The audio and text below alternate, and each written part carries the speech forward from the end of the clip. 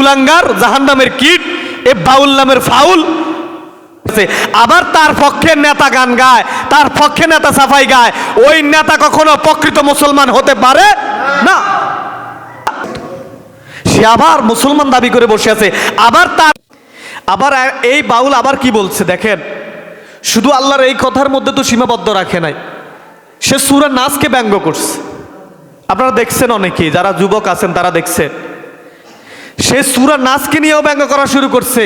আল্লাহ নাকি বলছে কুল আউযু বিরাব্বিন নাস, মানুষেরা নাস হ, নাউযুবিল্লাহ বলবেন না, মালিকিন নাস, মালিকও নাস, ইলাহিন, মানে সব নাসের কথা নাকি আল্লাহ সূরা নাসের ভিতর বলছে, নাউযুবিল্লাহ।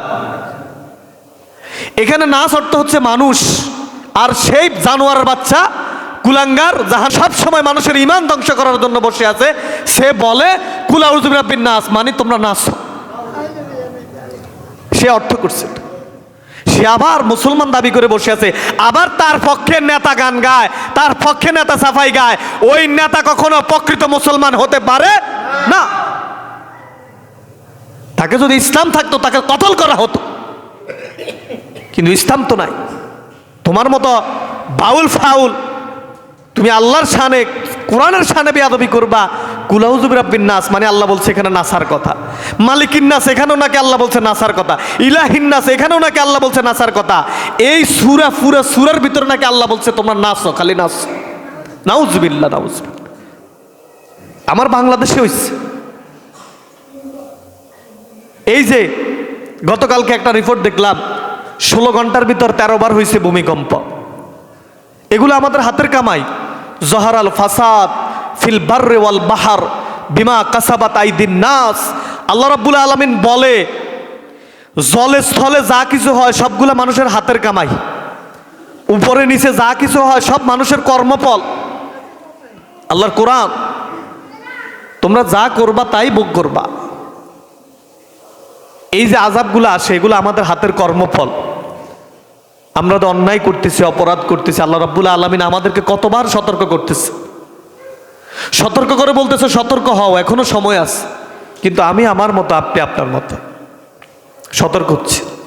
আসুন আমরা কোরআন থেকে কথা বলি।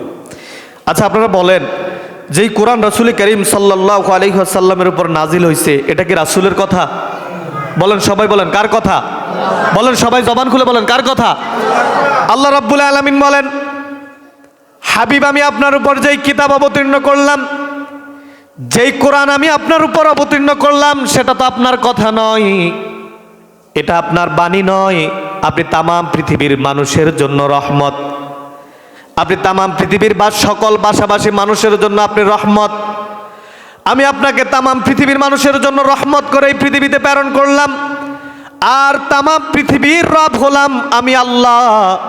আপনি যদি আমার কোরআনের ভিতর আপনার নামে কোনো কথা চালাইয়া দিতেন, আপনি যদি এই কোরআনের ভিতর আপনার মন গড়া কোনো কথা ঢুকাইয়া দিতেন, আমি আল্লাহ রাব্বুল আলামিন আপনার ডান হাতকে চেপে ধরতাম, আর আপনার কণ্ঠনালীকে কেটে আমি মাটির সাথে মিশাইয়া দিতাম। আল্লাহু আকবার বলবো না? আল্লাহ রাব্বুল আলামিন বলেন, ওয়ামা ইয়ানতিকু আনিল হাওয়া ইন হুয়া ইল্লা ওয়াহয়ু ইউহা।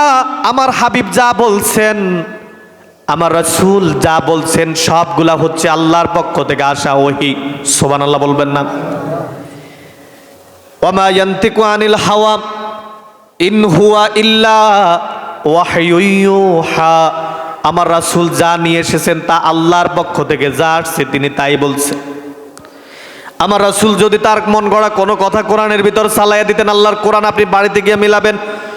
সূরা নজমের ভিতর আছে, সূরা নজম, সূরা নজমের 3 এবং 4 নম্বর আয়াত। আবার সূরা হাক্কর 43 থেকে 45 নম্বর আয়াতের ভিতর আল্লাহ রাব্বুল আলামিন বললেন, তিনি যদি তার মন গড়া কোনো কথা আল্লাহর কোরআনের ভিতর বলে দিতেন, এটা আল্লাহর কথা, আমার কথা চালিয়ে দিলাম। আল্লাহ রাব্বুল আলামিন বলেন, ওয়ালাউ তাকাওয়ালা আলাইনা বাদাল আকাবিল। আপনি যদি আপনার মন গড়া কোনো কথা কোরআনের ভিতর ঢুকাইয়া দিতেন, আল্লাহ রাব্বুল আলামিনের পরে সূরা হাক্কর 43 এবং 45 নম্বর আয়াতে বলেন, লা আখাযনা মিনহু বিল ইয়ামিন। আমি আল্লাহ রাব্বুল আলামিন আপনার ডান হাতকে চেপে ধরতাম। সুম্মা লাকাতানা মিনহুল ওয়াতিন। আমি আপনার ডান হাতকে চেপে ধরে আপনার কণ্ঠনালীকে আমি আল্লাহ কেটে দিতাম। আল্লাহু আকবার বলেন। তার মানে কোরআন কার কথা?